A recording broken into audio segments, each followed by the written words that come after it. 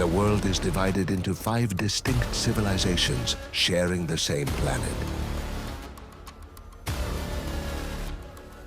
The old dream of a united humanity has dissolved. Perhaps that is tragic.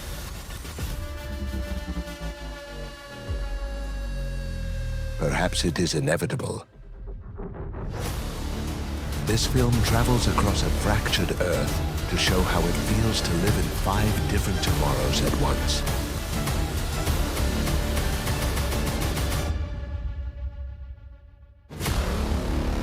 Subscribe so you don't miss any journey into the future. In the year 2200, part of humanity decided that chaos was unbearable. Pandemics, financial collapses, and resource wars had carved deep scars. Governments, split by parties and interests, no longer offered safety. An idea took hold.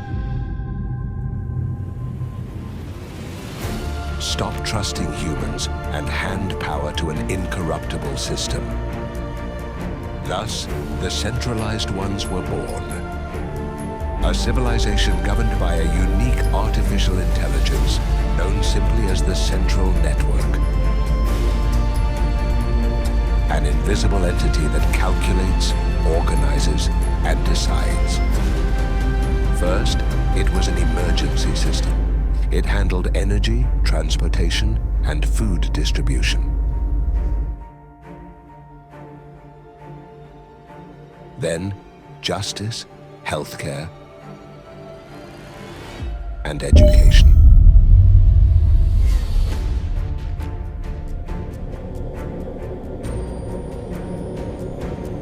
And when the network proved that its decisions reduced crime and increased life expectancy, the final step was inevitable. There were no bloody revolutions. There was exhaustion. People simply surrendered to efficiency. In the world of the Centralized, there are no political campaigns, no presidents, no parliaments.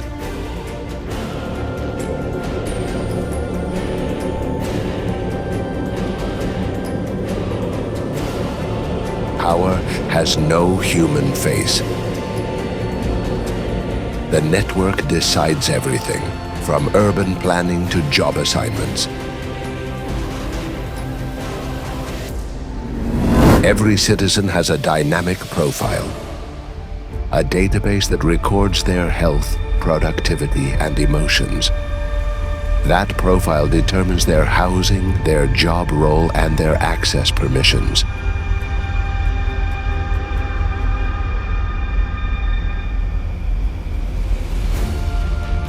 There are no votes, but there is also no corruption. There are no protests.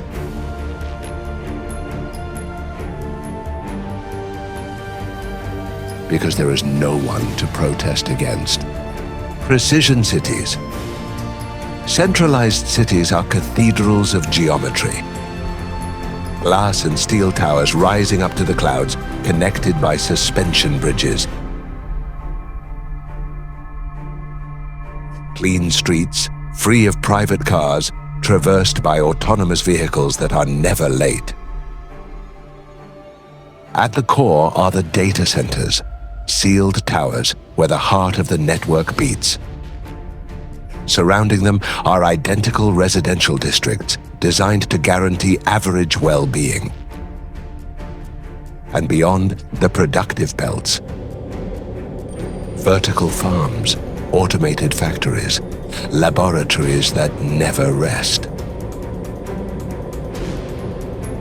From the sky, each city looks like an electronic circuit. Perfect, symmetrical, predictable. A centralized person does not wake up to an alarm clock, but to the signal that their body needs. The home adjusts the light and temperature according to their physical condition. They do not eat what they want for breakfast, but what their biological profile indicates is optimal. Transport arrives at the exact second you need to leave. Work is not measured in hours, but in blocks of productivity. No one is unemployed, but no one chooses their profession entirely.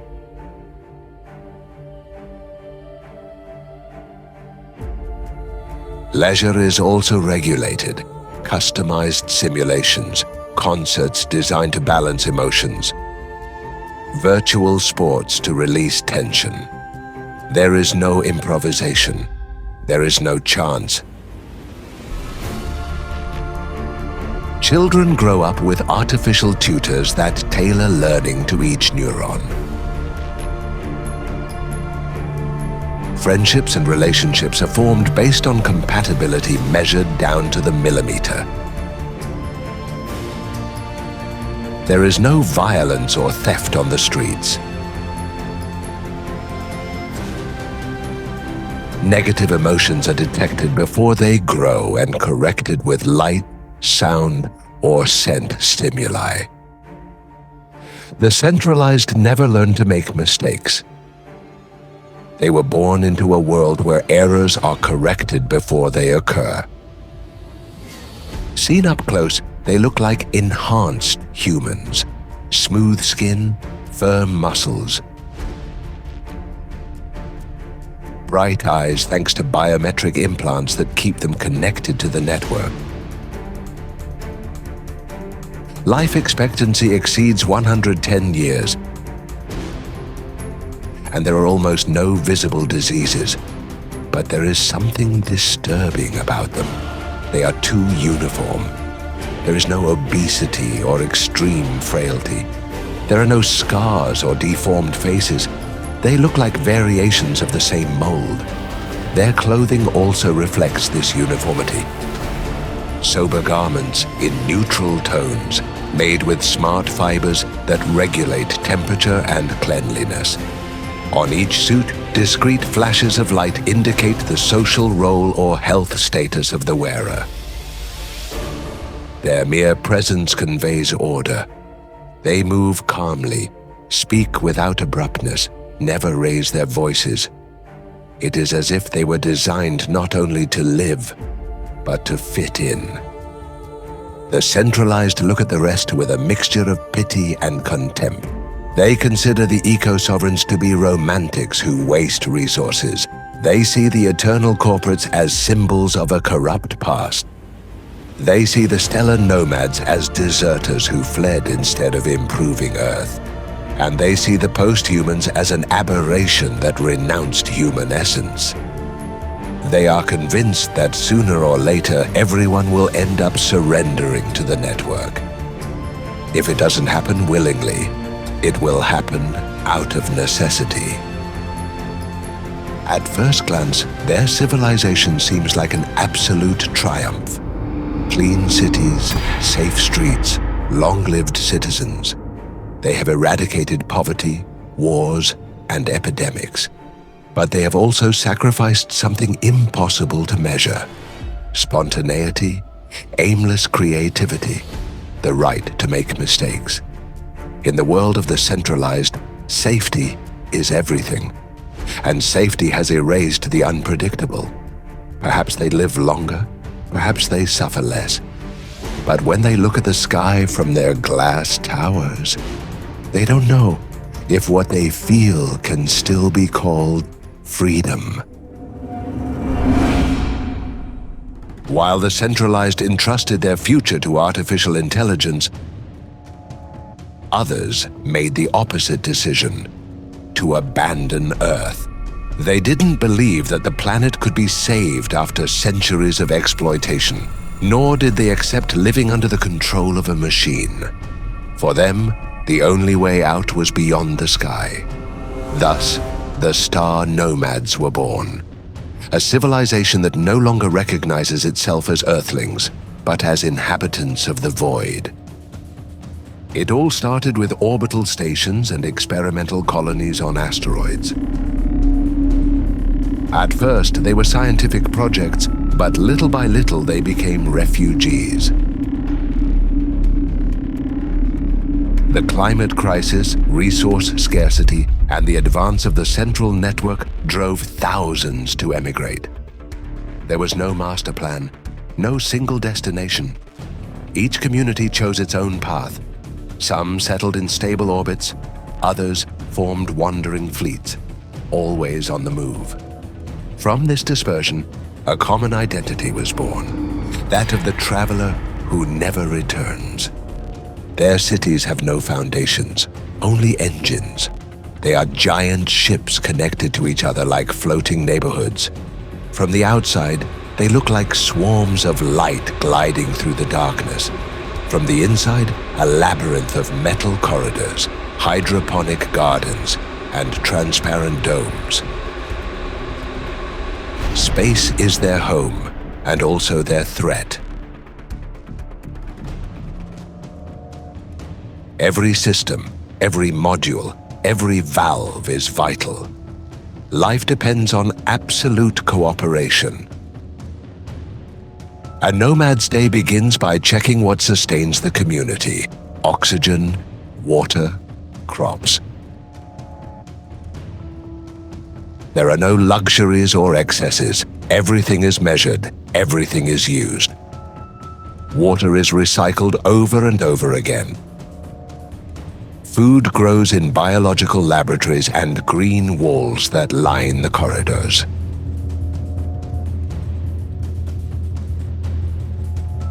Waste is transformed into resources. Children learn early on that carelessness can cost lives here. They study math and physics, but also how to repair a pipe or care for an algae crop. In these fleets, private property as we know it does not exist. Air, food, even living space are shared. Selfishness has no place in an environment where every mistake can mean death for everyone. Their celebrations mark takeoffs, completed trajectories, and new dockings. Time is not measured in years, but in orbital revolutions. Their only homeland is the journey. Space has left its mark on them. They are taller and thinner than other civilizations, with fragile bones and light muscles. Their skin is pale, sometimes with bluish or metallic tones. Their eyes are large and sensitive. Accustomed to the dim light and artificial light of the ships, they wear functional body-hugging suits reinforced with lightweight exoskeletons that compensate for the lack of gravity. In the darkness, small flashes of light serve as their guide. Their presence conveys something strange. They seem fragile, delicate, but they have been surviving for generations in the most hostile place imaginable. On Earth, they attract attention. They move as if gravity weighs too heavily on them and always look up, as if searching for an escape route.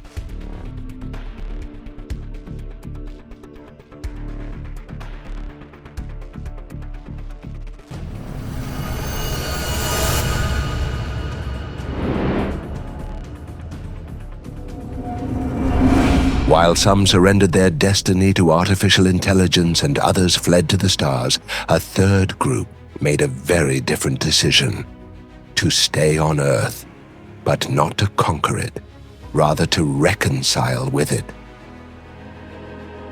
Thus arose the eco-sovereigns, a civilization that believes that the future lies not in machines or space colonies, but in total symbiosis with the planet.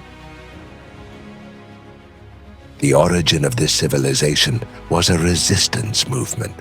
Communities fed up with pollution, suffocating cities, and a humanity that saw the Earth only as a resource decided to withdraw.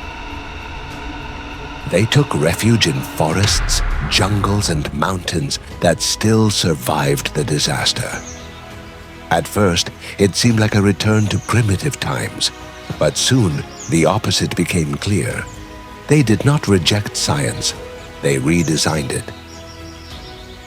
They used biotechnology, genetics, and nanotechnology not to dominate nature, but to integrate themselves into it. From that experiment, a new way of life was born. The origin of this civilization was a resistance movement. Communities fed up with pollution, suffocating cities, and a humanity that saw the earth only as a resource decided to withdraw. They took refuge in forests, jungles, and mountains that still survived the disaster.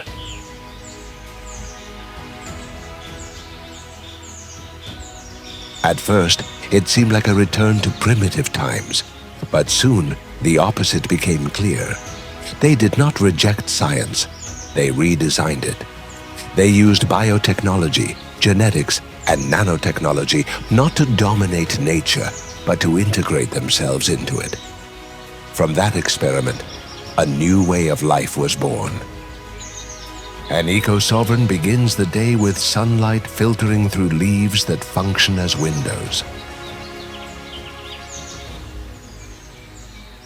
Their breakfast consists of fruits grown on trees designed to produce consistent and nutritious harvests.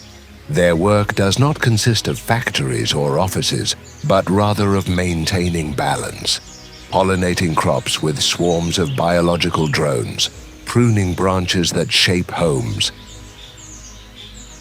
coordinating the reproduction of hybrid plants that fulfill energy functions.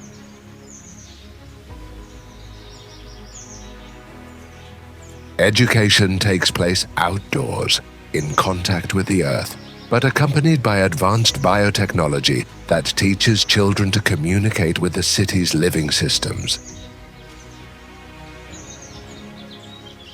Celebrations revolve around natural cycles, rains, harvests, animal migrations. Everything has a rhythm marked by the planet. For the eco-sovereigns, humanity is not separate from the earth, it is an extension of it. Their laws revolve around a basic principle: what harms the planet harms the community. There are no rigid hierarchies. Decisions are made in community circles, and voices are heard equally. Each individual is the guardian of a fragment of the ecosystem. Private property has almost disappeared. Houses, fruits, water, and energy belong to the community. Their constant contact with nature sets them apart at first glance. Their skin is tanned from living outdoors, and many have bioluminescent tattoos that glow in the dark.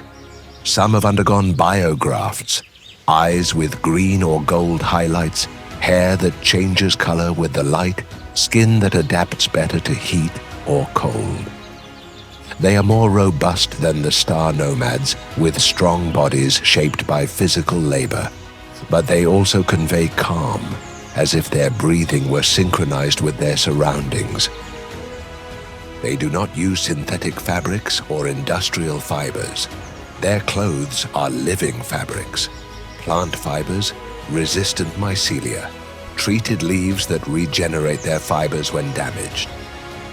At first glance, their civilization seems like a green paradise, vibrant cities, clean air, abundant food, a life in balance. But not everything is perfect.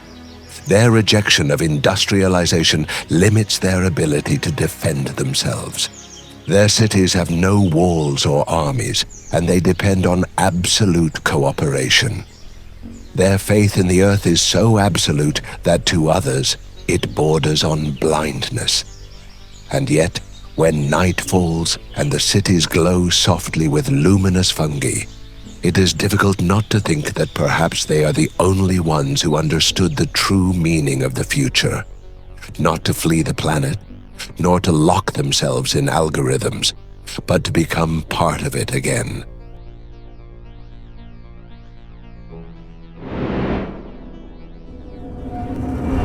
A fourth civilization chose a more familiar path, but taken to the extreme.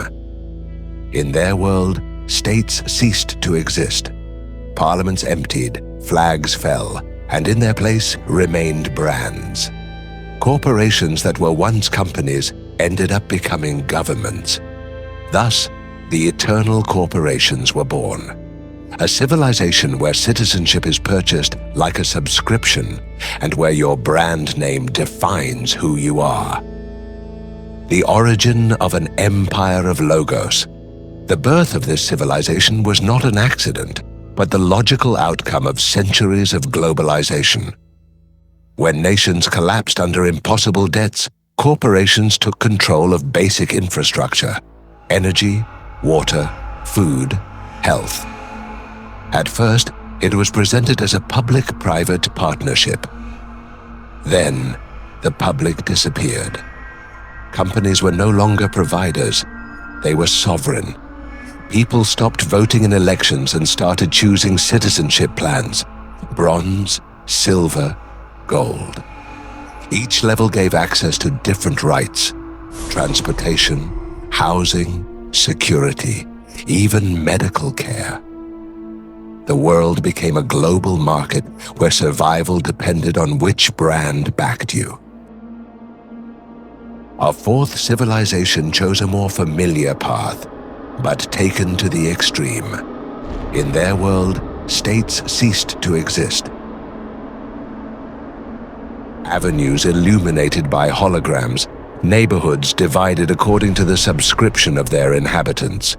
The premium districts are bright, safe, full of luxuries, private transportation in air capsules, rejuvenation clinics, restaurants where the menus change every day. Below are the basic neighborhoods, functional buildings, limited services, a life without extras. Inequality is visible on every corner.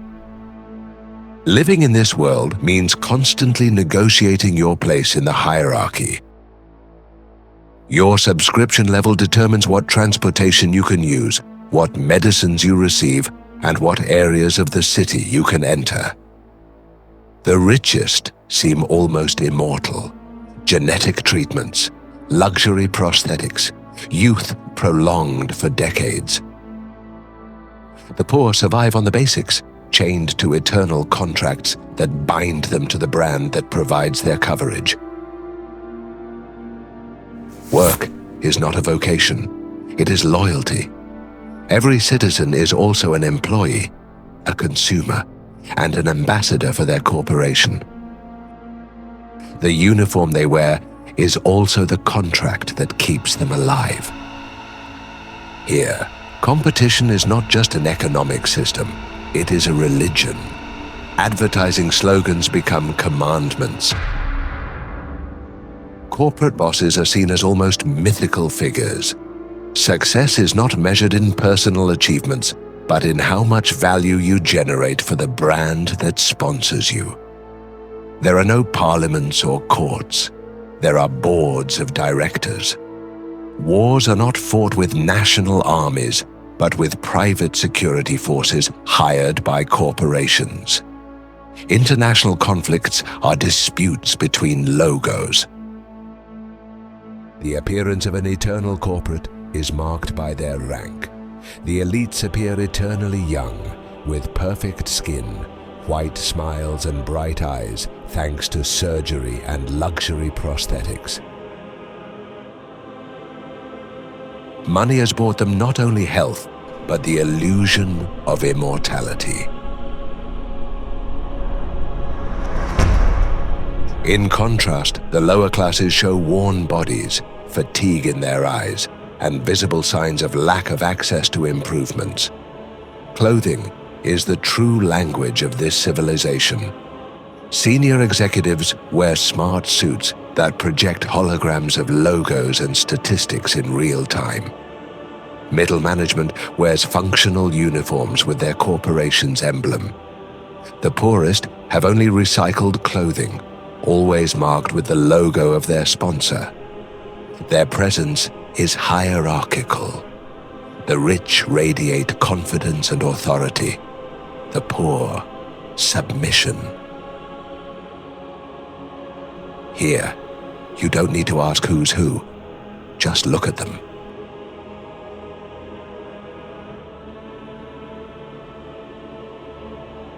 The eternal corporates despise the eco-sovereigns, whom they consider naive for renouncing progress.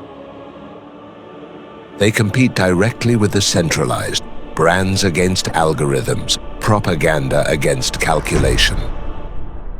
They see the Star Nomads as mere suppliers of raw materials.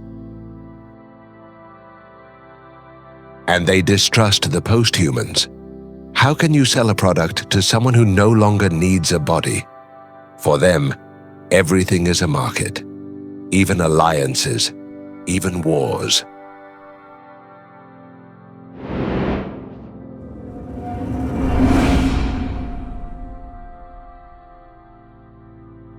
While some civilizations entrusted their fate to artificial intelligence, others chose space. Others merged with nature, and others turned brands into governments. There was one group that made a more radical decision: to leave the human body behind.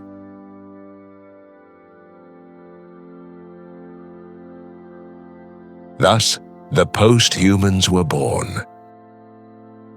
A civilization no longer defined by flesh and bone, but by minds loaded onto neural networks and bodies designed as mere temporary tools.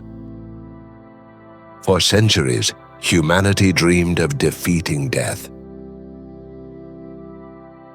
The first gene therapies, advanced prosthetics, brain implants, everything was a step toward the same destination: digital immortality.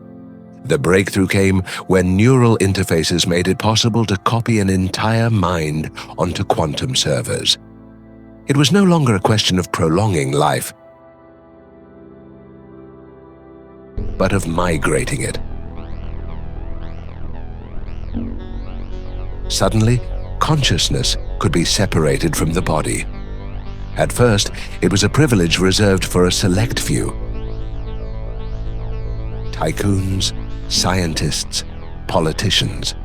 But it soon became an increasingly accessible option. Millions decided to abandon the flesh and embrace digital existence. Others chose to remain hybrids, half biology, half software. Thus was born a civilization that no longer recognizes itself as human. Their homes are networks. Some live in giant servers buried under mountains, powered by solar and geothermal energy. Others wander like consciousnesses in swarms of drones scattered across the planet. But most exist in simulated realities, digital worlds where they can design their environment at will. Impossible cities, liquid skies, seas of light. Each post-human inhabits a space created to their specifications. A setting that reflects their most intimate desires. Seen from the outside, they seem absent. Seen from the inside, they live in an infinite cosmos. Physical routines no longer exist.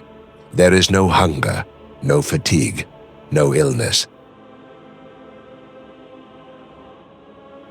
A post-human does not need to sleep, although many choose to do so in simulations to feel something akin to nostalgia for the biological.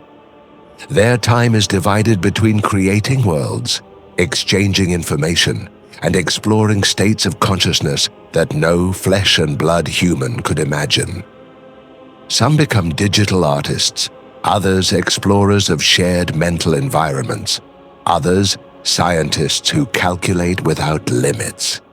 Death, in theory, has disappeared. But data corruption, server failures, and cyber attacks have become the new ways of dying. For post-humans, biology is an outdated prison. They see the body as a broken link in evolution, something that kept them tied to pain, aging, and error. Their philosophy is simple: the mind is all that matters. Emotions, creativity, memory. All of these can be preserved and amplified. The limitations of time and space no longer exist. Coexistence takes place in collective digital environments where thousands of consciousnesses can interact at the same time.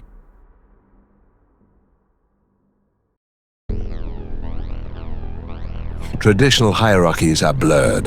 What matters is not your material wealth, but your ability to design and expand realities within the network. Some use synthetic bodies with translucent skin, bright eyes, and interchangeable limbs. Others prefer almost inhuman forms.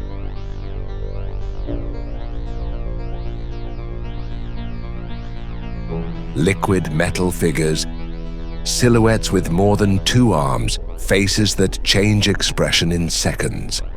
The diversity is infinite because each body is a customizable avatar. The few who retain human biology are often riddled with prosthetics and enhancements. Their eyes are lenses, their skin a mixture of synthetic fabrics, their organs replaced by support systems.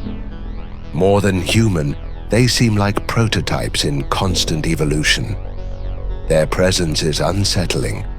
Sometimes they seem too perfect, sometimes too unreal. Never quite human, never quite machines. Creature of fire or abstract figure of light. Their clothing is a statement of identity. Post-humans arouse suspicion in everyone else. For the Centralized, they are an aberration that abandoned the essence of the species. For the eco-sovereigns, they are a betrayal of the Earth and of life itself. For the Star Nomads, they are beings who have deserted not only their planet, but also their bodies. Even the eternal corporates doubt them. How can you sell products to someone who doesn't need anything physical? The post-humans, on the other hand, view the rest as relics. For them, other civilizations are fossils that have not yet made the inevitable leap toward digital transcendence. 5 civilizations share the same planet, but they seem like different worlds. The Centralized live under the logic of a network that dictates every aspect of their lives. The Star Nomads roam the void, always on the move, building homes that float in the darkness. The eco-sovereigns shape living cities, breathing to the rhythm of the planet. The eternal corporates rule with contracts and logos, where existence itself has a price.